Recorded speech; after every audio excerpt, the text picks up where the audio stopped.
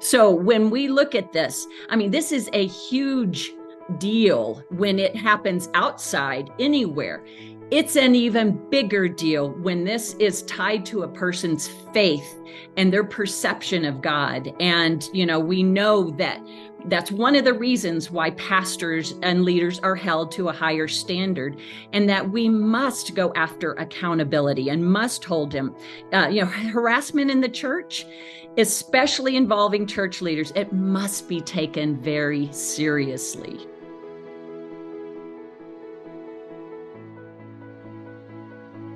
We have to understand that the courage it takes for someone to come forward to disclose that they have experienced sexual harassment, it takes great courage, especially in a faith institution, especially if it's at the hands of the harassment is occurring at the hands of a faith leader. Sometimes people feel like they're not just going against their leader. These people represent God. Am I going against God by speaking up?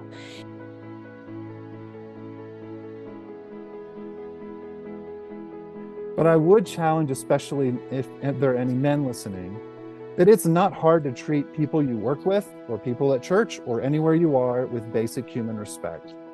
And if you're saying, I don't know how to treat people with respect in the year 2023, I would say consider that you might be part of the problem and you need to do some real soul searching about that.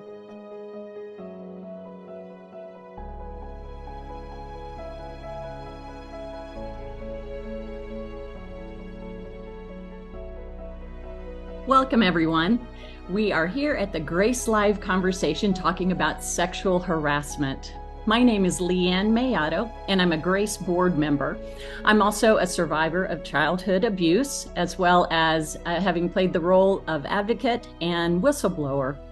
I have been involved in churches for over 50 years of all various sizes and in various roles, and from staff to volunteer. And we're going to take an interesting look at sexual harassment today from a lot of different angles. So joining me here are Amy and Mike. So Amy, tell us a little bit about yourself. Thanks, Leanne. My name is Amy Steer, and I'm a licensed attorney in the state of Texas.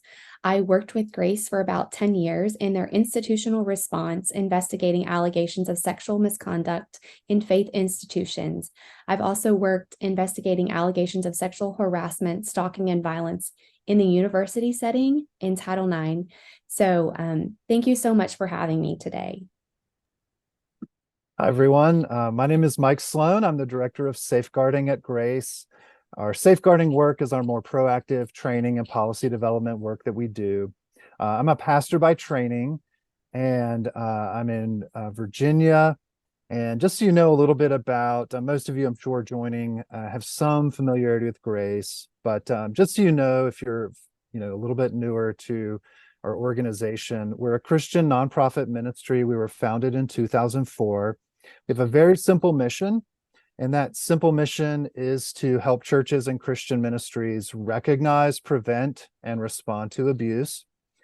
We have two major sides of our work. As I mentioned, I head up the safeguarding work that we do. We also have, I think Amy mentioned, a side of our work we call institutional response, where we are able to do independent investigations and assessments when organizations invite us in to do that work. So that's a little bit about us and Grace. Leanne, back to you. Well, if you haven't experienced sexual harassment personally, you probably know someone who has. It's been a hot topic lately, even in the international media. We're going to take a look today of defining what is sexual harassment, why is it important, where does it come from, and I think most importantly, how do we address it, and the most hopeful of all, how do we prevent it? So Amy, can you get us started by looking at what's a definition for sexual harassment? Sure. I'm going to give the legal definition of sexual harassment, which is defined under Title VII, Section 703. Sexual harassment is legally defined as a form of sex discrimination that is unlawful employment practice. The EEOC, which is the Equal Employment of the federal government, defines it as as unwelcome sexual advances, requests for sexual favors, and other verbal or physical conduct of a sexual nature. That constitutes sexual harassment when submission to such conduct is made either explicitly or implicitly a term or condition of an individual's employment, or submission to or rejection of such conduct by an individual is used as the basis for employment decisions affecting such individual. So this first kind of area of the definition is talking about quid pro quo. So basically that submission to such conduct is either a condition of their employment, will they have the job anymore, or is used as a basis for employment decisions. Will they get a raise? Will they get a promotion? And then also, another part of that we hear a lot about is creating a hostile work environment. So it's conduct that has the purpose or effect of unreasonably interfering with an individual's work performance or creating an intimidating, hostile, or offensive working environment. So that's the legal definition of sexual harassment. I think that it's really important for us to address today as we're talking about faith institutions, that as a faith institution, we should have an ethical responsibility to go above and beyond what the law requires us to do. And so just more of a lay definition would be any unwanted sexualized behavior or sexualized behavior within a power differential. And Mike's going to talk a lot more about that power piece, but it's really important to understand in church environments, it doesn't always have to be just the employee. It could also be a congregant or a volunteer who has experienced some form of sexual harassment, which is really important to educate the entire community. And we'll talk more about that later. I want to just mention that there's different sort of categories of sexual harassment, which include unwanted touch or communication or unwanted sexual attention, any behavior that objectifies or degrades. So this can be touch. It can be spatial, such as someone is getting too close to you. You know, you have the close talker. And it could be, I've heard examples where individuals feel like their supervisor is speaking over them or getting too close to them as a way to express their power. It could be visual. It could be verbal, inappropriate joking. It could be through social media or messaging. This is something that there's been a rise in. It could be also stalking is something that's really important. I also want to touch on gender-based harassment. It's conduct that's not sexual in nature, but it's based on the gender of the individual. That's also unlawful. So for example, if a manager tells a female employee that they belong at home, that manager has engaged in harassment based on sex. So that just really important that we want to highlight that today. I want to just also quickly define who does sexual harassment affect. It can affect anybody. The victim as well as the harasser may be man or woman. And it doesn't have to be of the opposite sex. So it could occur up, down, and sideways, as Pamela Cooper White mentions. The harasser can be the victim's supervisor, an agent of the employer, a supervisor in another area, a coworker, or a non-employee. And this part I think is really important because I don't think we always understand this, but that the victim does not have to be the person that was harassed, but could be anyone affected by the offensive conduct. So that goes to that hostile working environment. And so that's just a little bit of a obviously high level view of what sexual harassment is. And so, yeah, I also just wanted to mention if anyone has questions about this, what it is, you can always seek outside counsel. And we're going to talk a little bit more about that later. That's great, Amy. So what I hear you saying is that it's not necessarily sexual harassment, it's not necessarily isolated into events. It can actually be a culture that's created where these things are acceptable and kind of, that's kind of the way we do things. And that's, one of the things that we need to address in our environments, and particularly in our faith environments. I mean, like you said, we're held to a higher standard in all of that. And you mentioned Pamela Cooper White. We have a book that, if you need a resource for further information, this is a fantastic book. It's called The Cry of Tamar, Violence Against Women and the Church's Response. And the author is Pamela Cooper White. She's got just some great insight into this whole topic of not only sexual harassment, but then abuse. And as that goes even further, one of her quotes is, "Sexual harassment is probably more prevalent than any other form of violence against women."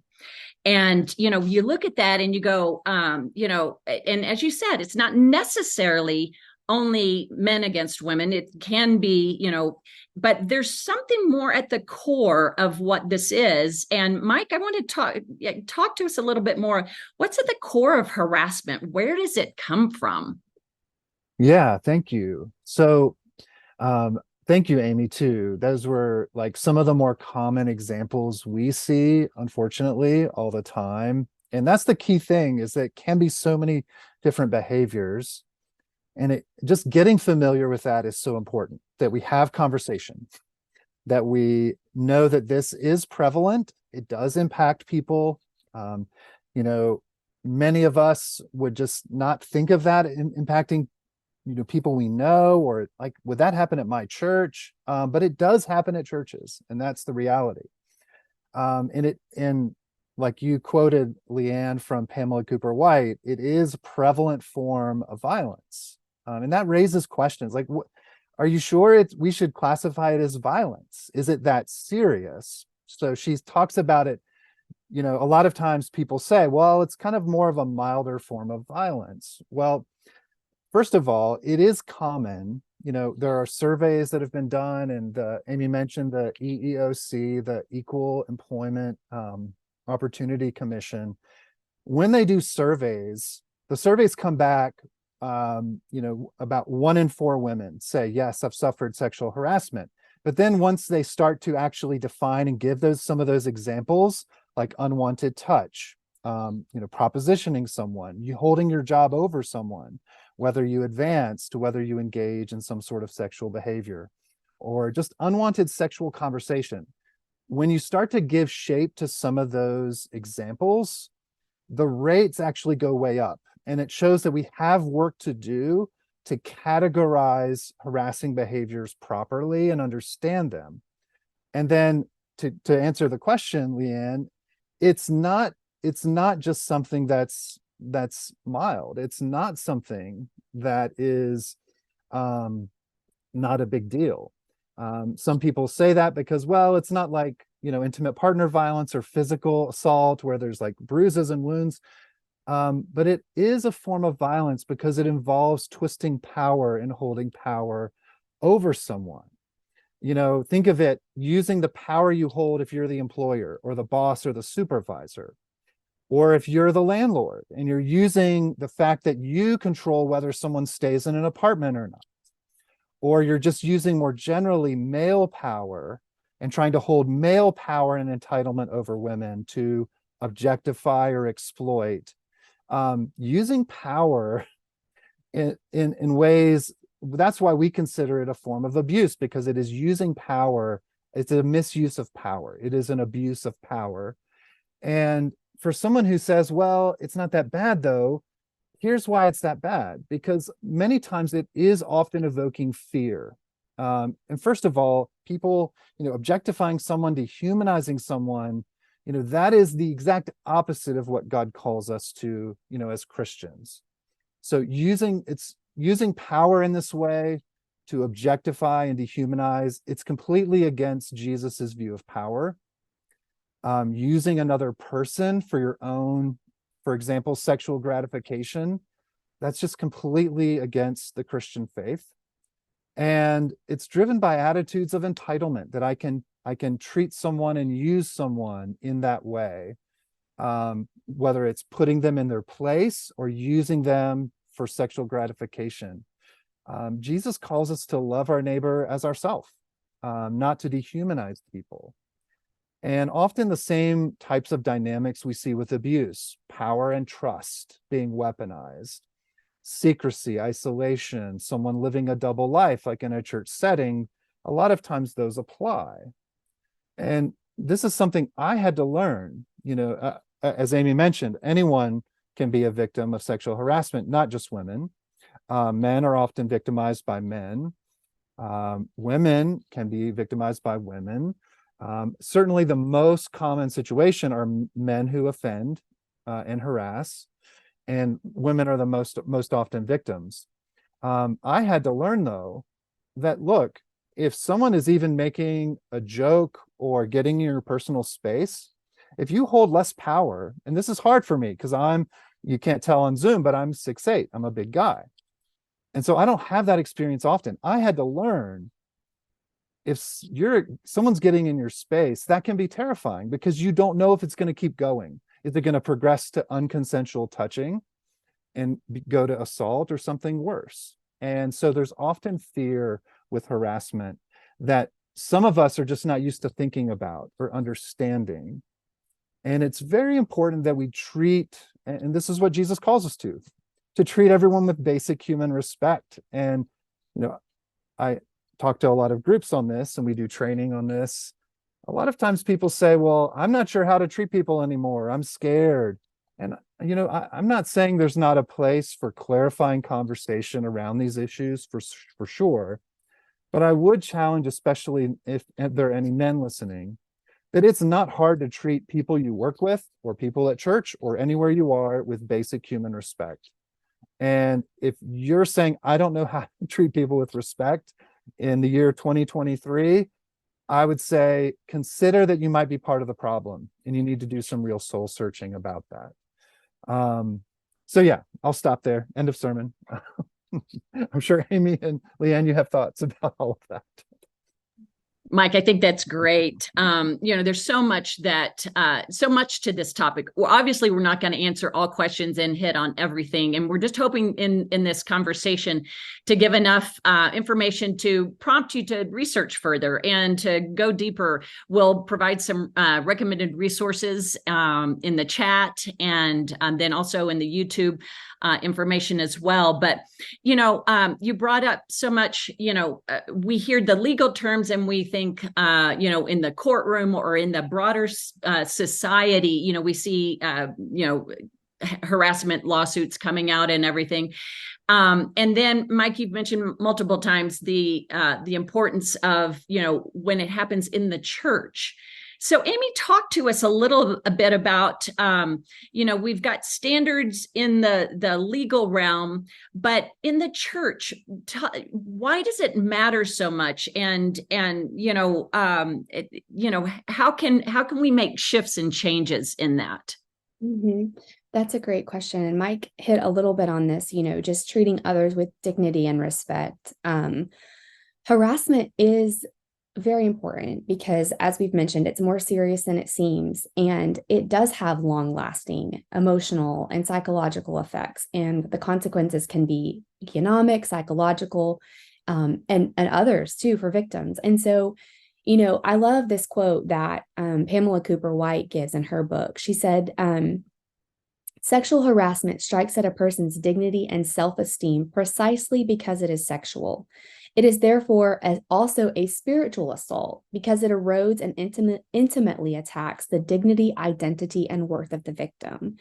And so as pastors and church leaders, it's really important to, one, understand what is sexual harassment so you can understand if it's occurring in your culture, but also just really assessing your culture and saying, are we an environment where misconduct is more likely to fester and be allowed?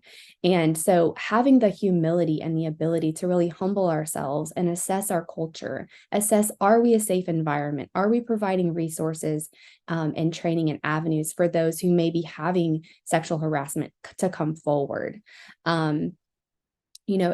So that's why, to me, it should matter to churches, is because it does attack the dignity of a person who is created in the image of God.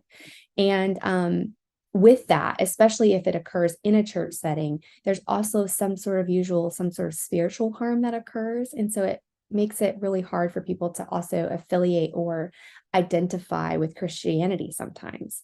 And so, I won't get on my soapbox, but that to me is, we hear a lot about how victims have been sort of dismissed as being emotional or, hypersensitive or things like this, and that they're distracting from the gospel. But what if, we could understand as a church is that this is really crucial to the gospel. How we treat others will determine if they'll be able to really see who Jesus is and understand and want to know more about him.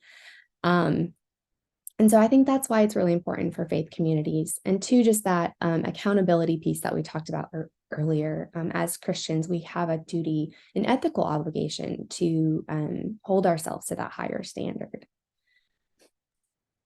That's great, Amy. And, I think oftentimes we think of sexual harassment or even abuse that happens, and we have a tendency to think that person has an issue, a sexual issue. It's always, kind of constrained to that. But, what, Mike, you were referring to earlier, and Amy as well, is that they're actually find that it goes beyond that. It goes more into, it's not necessarily about sexual issues, it's about power issues. And that's really what we're kind of getting at here today of, some of us may not say, well, I don't have any, sexual addictions or anything like that. But have we really done a good self-assessment on what are our power needs for recognition? And I think those are really key terms. And then, Amy, you also brought up, within the church, the higher standard that we hold, and especially for pastors and even church leaders, the roles and responsibilities of these church pastors and leaders, they include nurturing and caring for people in their congregation. And the truth of the matter is, when you sign up for one of those roles, or when you feel called to one of those roles, or when you go into it vocationally, you are entrusted by God with the care of these people. And that's a very high calling on many fronts. And oftentimes it's those kinds of callings and those positions of power that can sometimes, if we're not aware and if we don't stay on top of it, allows us to let in those feelings of domination or power that can start seeding this kind of culture. And, we have to remind ourselves that these are relationships of trust, as you mentioned, and it should be highly valued. And, the people in these roles, they have a responsibility to God and to their position of leadership. And that should be seen as a solemn vow and needs to be upheld. When unresolved power and domination issues enter into that relationship, it, like you said, Amy, it can cause devastating trauma mentally, physically, psychologically, as well as spiritually, directly affecting a person's faith perspective. So when we look at this, this is a huge deal when it happens outside anywhere. It's an even bigger deal when this is tied to a person's faith and their perception of God. And, we know that that's one of the reasons why pastors and leaders are held to a higher standard, and that we must go after accountability and must hold them. Harassment in the church, especially involving church leaders, it must be taken very seriously. So, Amy, talk to us a little bit about the ways that, if we see these things happening or if we've experienced them, particularly within a faith community, how do we address them? Mm-hmm. That's a great question. I think the first step is if someone we have to understand that the courage it takes for someone to come forward to disclose that they have experienced sexual harassment. It takes great courage, especially in a faith institution, especially if it's at the hands of the harassment is occurring at the hands of a faith leader. Sometimes people feel like they're not just going against their leader. These people represent God. Am I going against God by speaking up? And so the first step really is when someone does take the courage to disclose, it's posturing a posture of, I believe you. That should be our first response in a faith community. I believe Pamela Cooper White says this too in another chapter of her book, but we can get to the investigation, we can get to the details later. Let's let others handle that. As a church community, we're going to take a posture of, I believe you, I stand with you.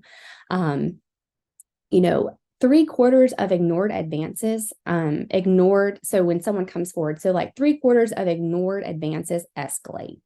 So if someone is coming forward and they're reporting and it's ignored, typically those 3/4 of those advances are going to escalate into more serious, not that sexual harassment is not serious, but it's going to continue to escalate.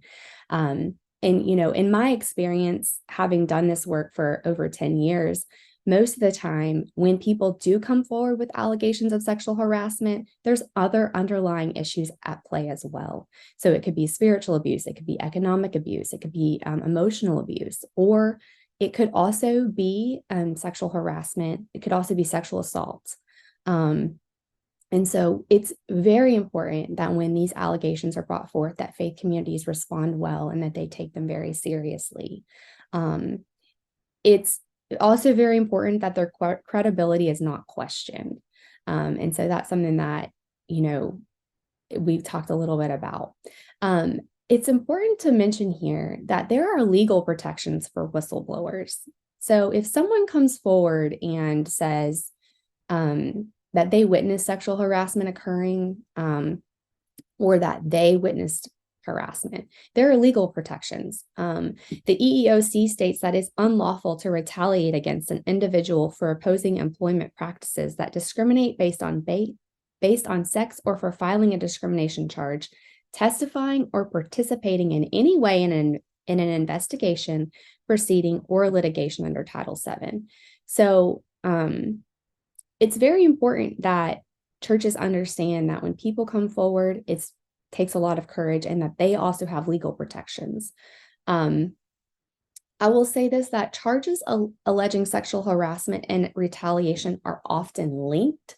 So the EEOC reports that when there's an allegation of sexual harassment, I believe it was 43% also had an allegation of retaliation. And so that's something that I think is just really important for institutions to understand, because I've unfortunately seen the back end of individuals who do get the courage to speak up, just the unfortunate receiving end that they are on, of unfortunate kind of silencing, trying to just silence and minimize what they've revealed. So that's really important.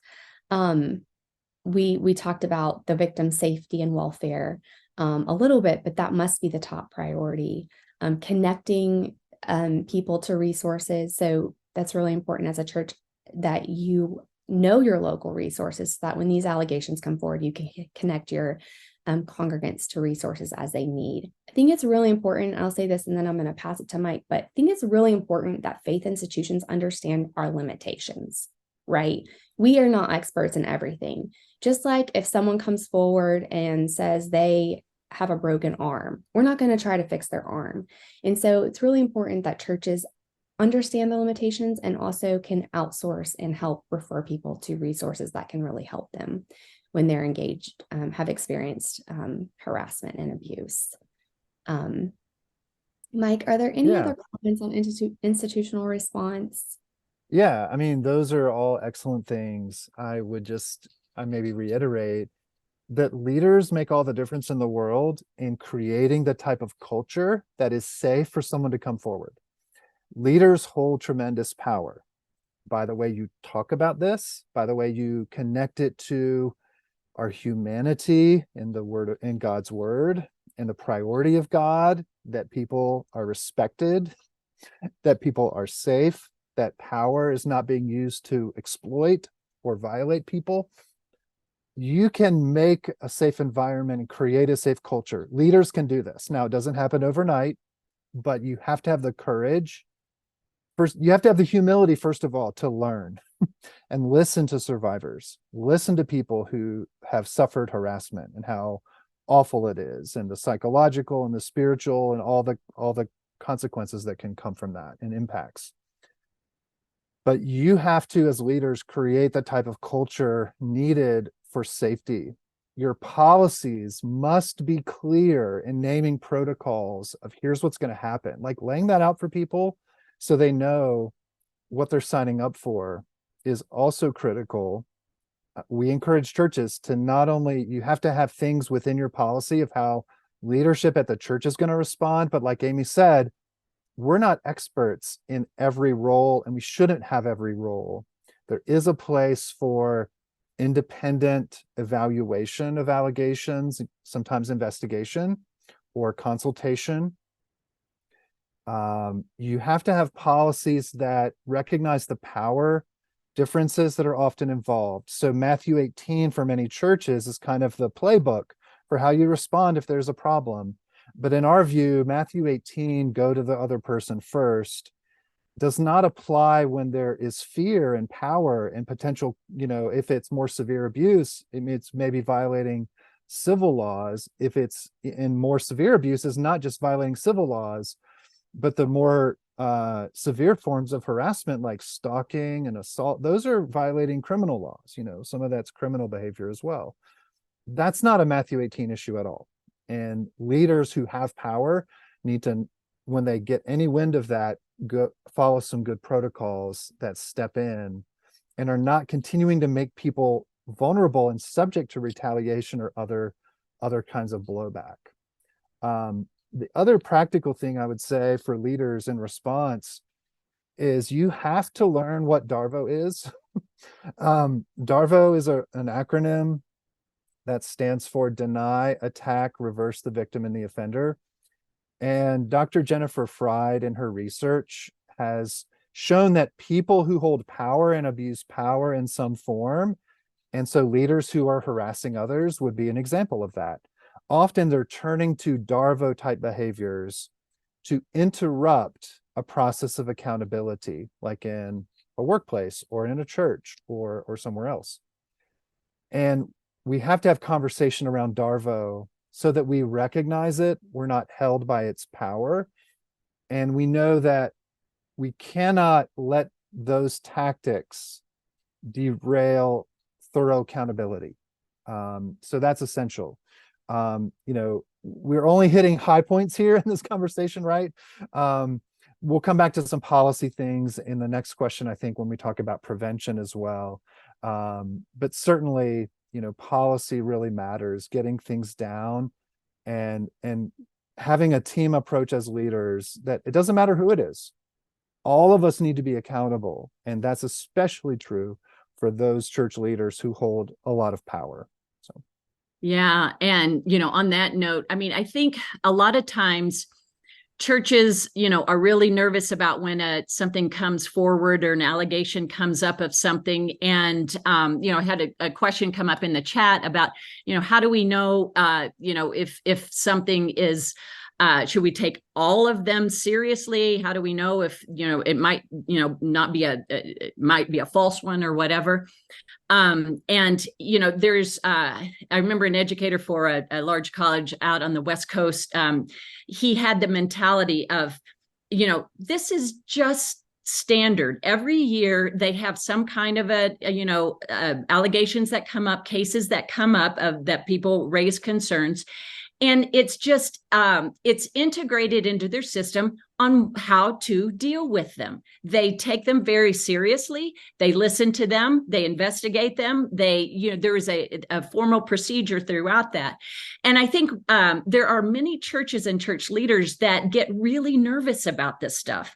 And I've actually heard, comments like, well, if this comes out, it could ruin the kingdom. It could damage the kingdom if something like this comes out. So we need to keep it quiet. We need to, not let it get out. And, I'm just reminded of how many stories in the Bible that God put into the Bible of people making mistakes and, abuses and things occurring that God could have very well said, well, if I tell that story, it's going to damage the kingdom, so I need to leave it out. But he left it in there because his story is not just about an individual experience. His story is about the fullness of everything. And it's a beautiful story of redemption. And it's the gospel story. And if for us as, church leaders to say these things come forward, we need to take them seriously. We do need to believe them, and we do need to go through a process, and we don't need to be afraid of this. As we enter into this, because we believe that God is a redemptive God, and God is and even if there are failures of church leaders, that those can be addressed, and those could end up being beautiful stories of redemption. But when we get tied to a particular personality or fear of, if that person goes down, then our whole church, organization will go down, then maybe we need to start assessing what is, who is the focus of our community here. Is it the pastor? Is it the leader? Or do we have it in an appropriate place that if something were to happen, then we could still go on with ministry? Ministry still would be victorious. It would still have an impact in society. And I think we need to pay attention to that and not be afraid of entering into these processes, when someone comes forward. So, as we look at that, and, I know we've talked a lot about responding to, and there is a ton of other resources and information that can be in that. Even in Pamela Cooper White's book, she actually gives some very specific practical steps for intervention that I think are very helpful for someone that's kind of maybe contemplating that. And, it's on pages 98 through 99 if you get that book and want to look at that. But there are resources like that are practical. As Amy said, there's a lot of resources for people that, if something has happened, if they want to bring something forward, where do they go? And, what's the first step in that? And Amy, talk a couple of minutes about, from your perspective and the work that you've done, and how does someone get started in reporting something like that? That's a great question. I noticed there was a question in the Q&A. It says that someone had witnessed harassing behaviors that were investigated by HR and explained away as poor leadership, implying that the intent was not to cause harm, but the impact was harmful. What would you recommend as a next step of response in a situation like this? It's the perfect question because this is what we deal with all the time. First, I would say, I'm sorry for what you've gone through and experienced. But also there are things that can be done. One thing in terms of response is, if you're an institution and you're listening to this and your HR department is investigating it, especially if it involves someone in your leadership, you probably need an independent investigation. You probably need someone who's outside the organization, stepped away from the institution to really have a set of eyes on this. This whole idea of this is just poor leadership is like the standard response I see all the time in these cases. And it really breaks my heart because it may be poor leadership, but it also might be harassment. Like, harassment is poor leadership, right? And so it's both. And so with harassment, intent not to cause harm is not really an issue. It's, was there harmed? Was it unwelcomed? And especially in a church institution, even if it doesn't meet the legal definition, if you have people in your institution who were harmed, that should grieve our hearts. And so we should take that seriously and take action and take steps. If you're someone who's been on the receiving end of this, and you don't feel like the church is responding in the way that you think is proper or right, I am a huge proponent of knowledge is power. So seek out experts in the field. You can reach out to me. I am happy, not that I'm calling myself an expert, but I'm happy to help you. I'm connected in the field. My email should be passed on at the end of this. I'm happy to connect you if I can't help you.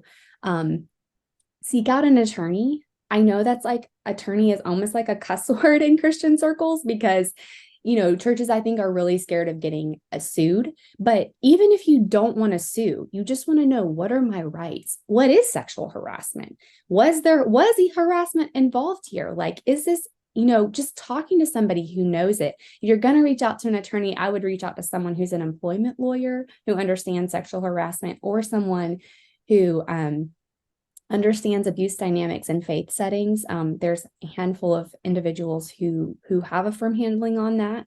And then to just like talk to a friend. There's also local resources you can reach out to, such as advocacy centers and things like that that can be of help. I know that the process for this is not easy, and I'll just say, like, take heart, because it might be a long road, but reach out to someone who can help you. And thank you for your courage for raising this question, because it's a great one. And can I just piggyback on that just a little bit? Sure. Amy? Yeah. So church, like you said, church leaders need to recognize, especially when this involves a leader, often you need that independence. And that means other leaders need to listen to that independent voice and pursue accountability that's appropriate. So often the dynamic in churches is the powerful leader gets his buddies on the church board, and it's a bunch of yes men, and there's not real accountability. So the policy should exclude close mentors and family members from participating. You still have to have, even when you have an independent, investigator, for example, other leaders still have to make decisions about, that doesn't take away the responsibility to make decisions about what happens with personnel or any accountability. That still has to come from the organization very often, even if there's some external accountability as well. And that means other leaders need to step into that role, listen very thoughtfully and carefully, and have a culture and a policy that everyone gets accountability if that's needed. And it doesn't matter if we like the person or not, or if they're a founding pastor or not. Again, family members and close mentors need to be excluded from those response things and good policies. And, that's where it comes down to so many cases we've seen where those things and that culture is not in place. And of course, it just doesn't go well so very often. It's really, really hard. Well, and one other thought to interject in there, don't lose heart if it doesn't go well. As Mike said, oftentimes it doesn't. And, if you look at it as success is only defined as total repentance of everyone and policy changes and cultural shifts and everything, that's a pretty high standard. I'd love for that to happen. And maybe in some cases, some of that could. But the goal here is not necessarily for, if I speak up, then that will happen.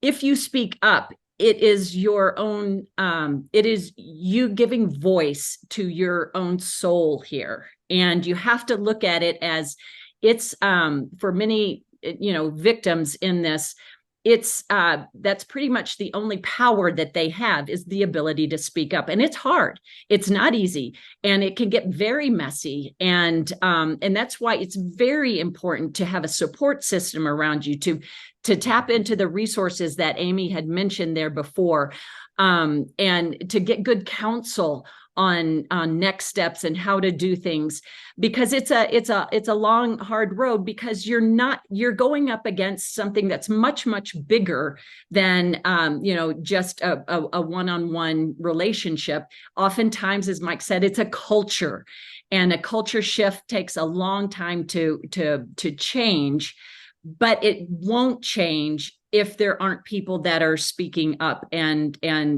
taking that step.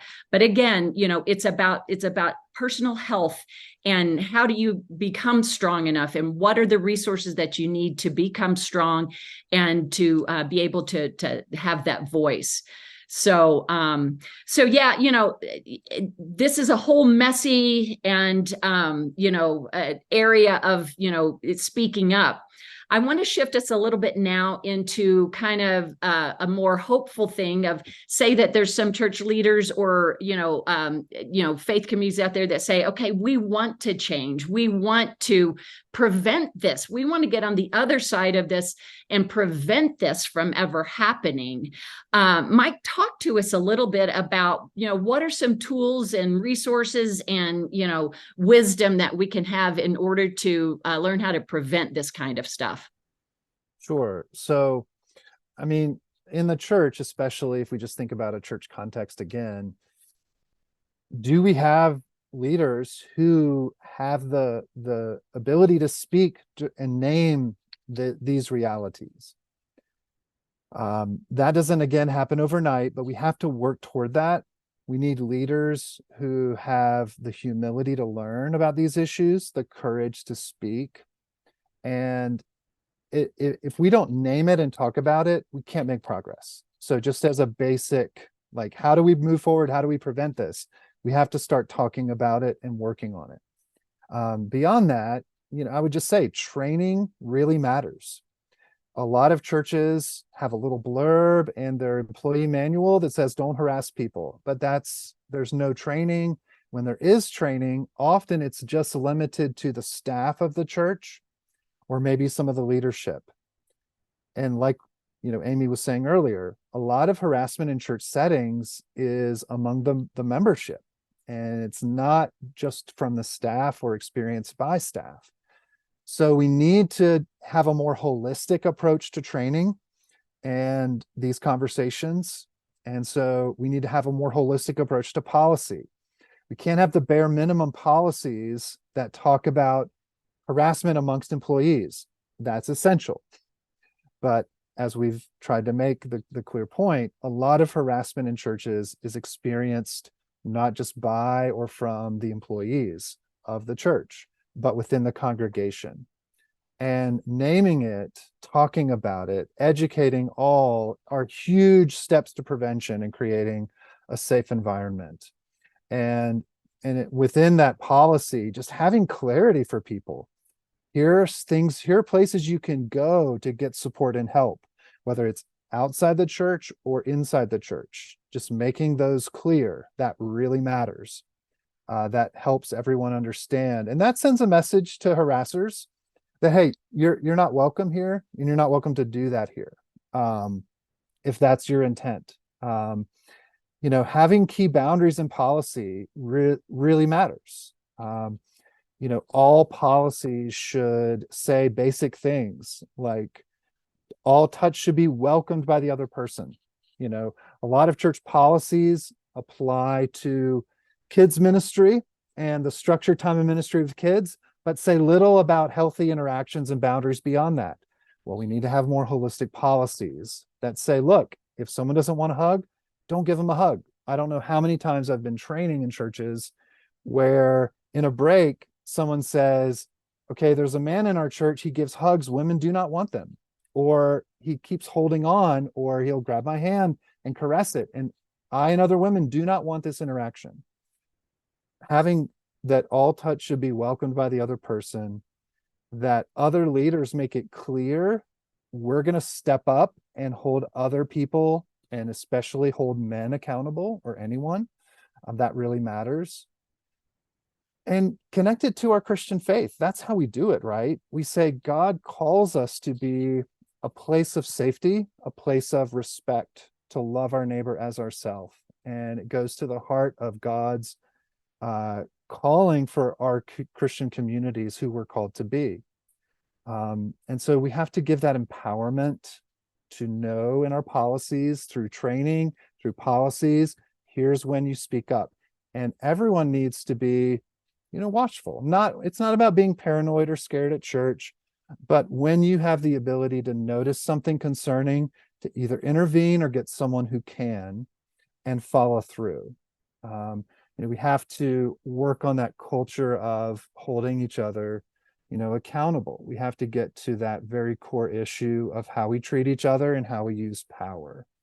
And I would just say this, as a man, if there are other men listening, statistically, we know this is predominantly a male problem. And we need everyone's voice and everyone to engage in these issues. Absolutely. Amen. But this issue is we're not going to make significant progress unless men especially step up and call out other men. That's just what is going to have to happen. And so I challenge you to really try to learn, what is this? What does this look like? How does this feel when you're treated this way if you don't have that experience yourself? And it has to just be a non-negotiable. of who we are and our culture.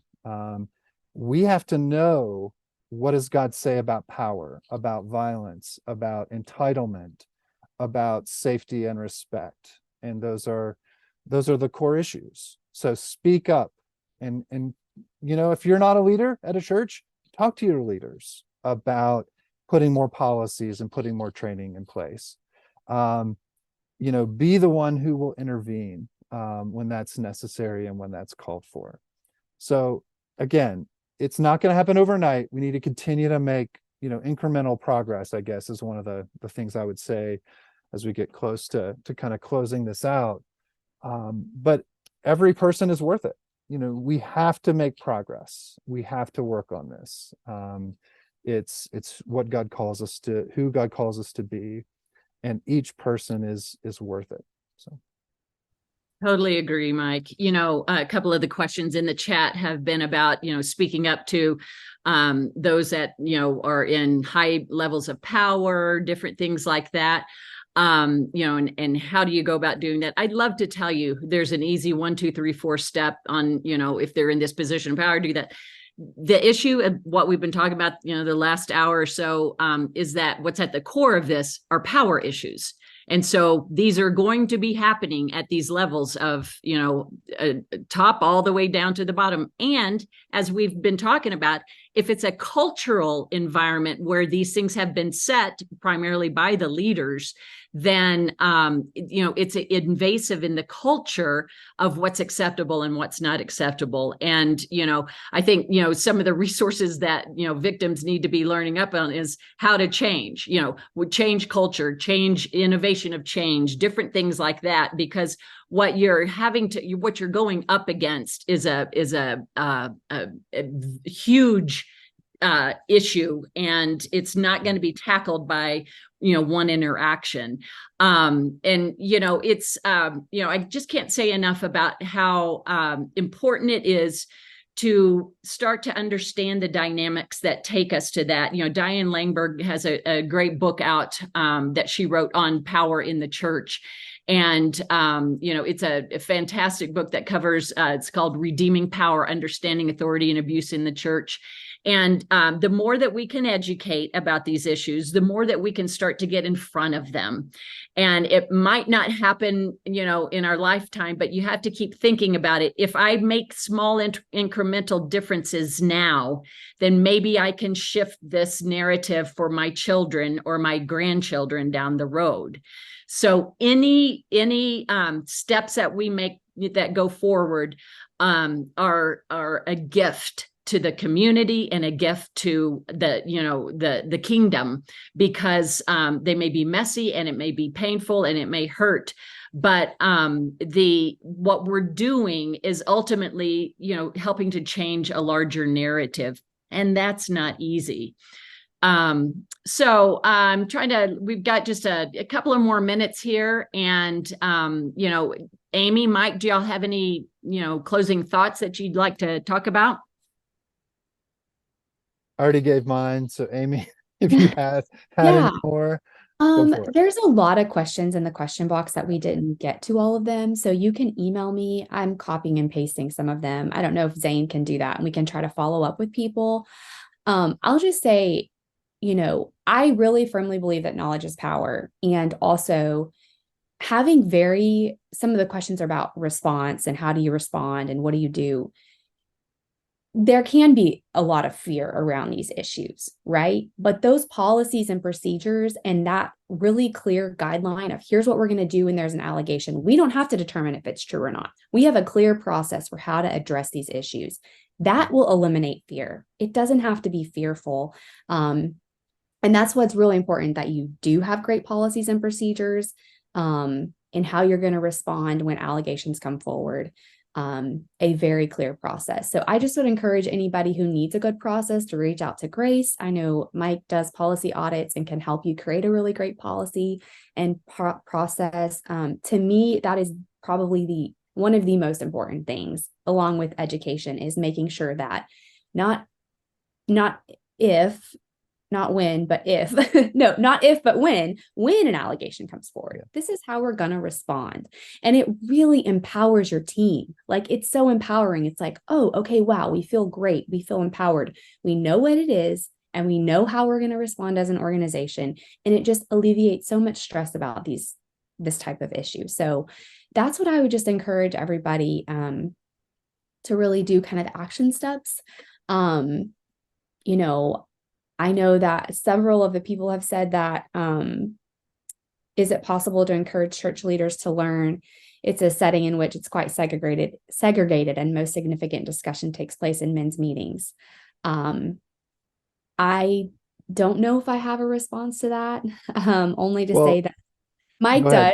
Well, I was going to say that's mostly the setting that we see the most of the time in churches. So, we work with lots of churches. Some have all male leadership, some do not. We want to help any church who will want to grow in this area. So I will gladly train in a setting of male leaders or men and women leaders. So again, reach out to us. We'd be glad to do that. For policy, on our website, there's a page that talks about our policy services. You can fill out an inquiry form and we'll get back to you. And then I saw one other question, Amy, just like what is a proper disclosure? It says when the harassment is by a denominational president or leader who have so much power to use to silence people. And I would just say, first of all, that's so tough when the person misusing power or in doing the harassing behaviors has that power. First of all, just to acknowledge, often we don't have the things in place. When someone who has a ton of power is determined to be a bad actor, sometimes you have to be kind to yourself and realize sometimes there's not a lot we can do. But when I have seen accountability in that type of situation, guess what? It's from other people who have some form of power, who are using it for good, using it to speak up, to name things properly, to call people to account. That's why I think some of you have seen the news stories of, it was the Spanish Soccer Association president who gave that unwanted kiss toward the captain of the winning World Cup team for Spain. And she spoke up. She was using her voice and using any means she could. Her team is standing with her in solidarity. They have power collectively and are standing together. Some of the men in the men's teams in that federation were speaking up, and then the public was turning out to protest. And so those are all different forms of using power and coming together to speak up, to call for accountability. And that is just very moving to me, to see people working together and other leaders and other people who have power, who are assessing, okay, what kind of voice can I use? What can I use my voice and other forms of power to call for accountability? It's, again, just really, really powerful. So there certainly is hope, even when a person who has a lot of power is determined to act in that way. Leanne, before we close, I'll just say one more time, if you are interested in training, we have a page on our website, netgrace.org, and there's a form on there. You can fill out an inquiry form about your church or organization, or if you're just interested personally in training, we can point you some places if we don't do that. But we certainly train churches and ministries.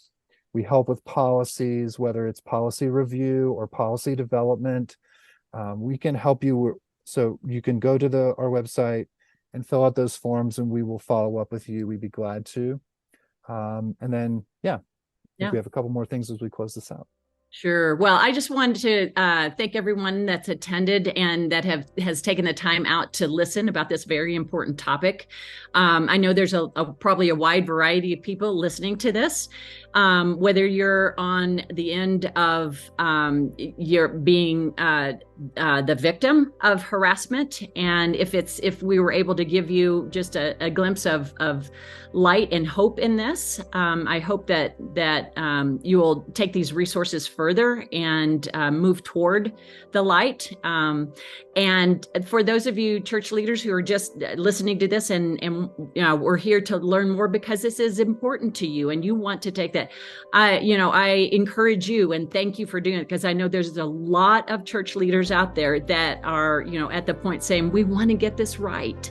And thank you for that. And I'm just very grateful for that. And to everyone, there is hope and there is light. And the more that we can move toward it and the more that we can help you move toward it, that is the hope in all that we do here. So thank you so much for listening and tuning in, and have a great day.